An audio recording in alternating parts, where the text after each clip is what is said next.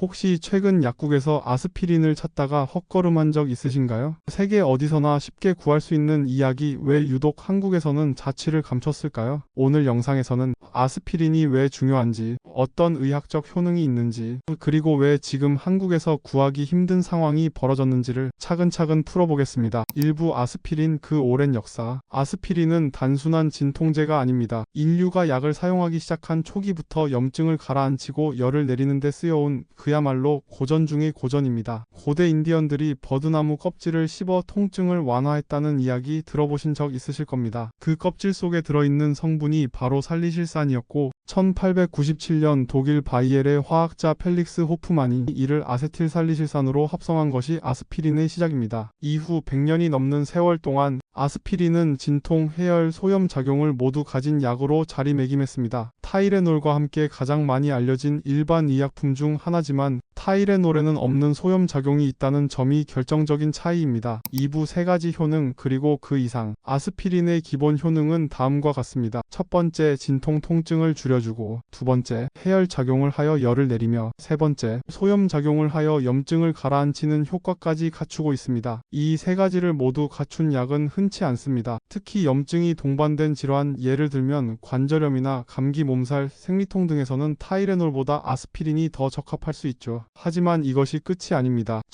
1980년대에서 90년대부터는 놀라운 연구들이 이어졌습니다. 바로 아스피린이 혈전을 예방하고 심장병과 뇌졸중, 중풍의 위험을 낮춘다는 연구 결과들이 나오기 시작한 겁니다. 그 핵심은 저용량 아스피린. 일반적으로 500mg을 진통제로 쓰지만 100mg 정도의 저용량을 하루 한 알 복용하면 혈소판 응집을 억제해 혈관을 막는 혈전을 예방할 수 있습니다. 미국의 여러 전현직 대통령들, 유명 의사들, 고령의 환자들이 꾸준히 복용해온 이유가 여기에 있습니다. 3부 암 예방까지 아스피린의 재발견. 그리고 약 10여 년 전 아스피린의 효능은 또 한 번 주목받습니다. 혹시 아스피린이 암을 예방할 수 있지 않을까? 옥스퍼드 대학을 비롯한 여러 연구팀들이 수십만 명의 건강 기록을 분석한 결과 저용량 아스피린을 3개월 이상 꾸준히 복용한 사람들은 대장암, 간암, 췌장암, 위암, 폐암 등의 발생률이 감소하는 경향을 보였습니다. 특히 대장암의 경우 최대 34%까지 발생률이 낮아졌다는 연구도 있습니다. 단순한 통계의 차원이 아니라 미국 질병예방특별위원회에서는 공식 가이드라인까지 발표하게 됩니다. 가이드라인 내용은 다음과 같습니다. 50세에서 59세 사이의 성인은 심혈관 질환 위험이 있고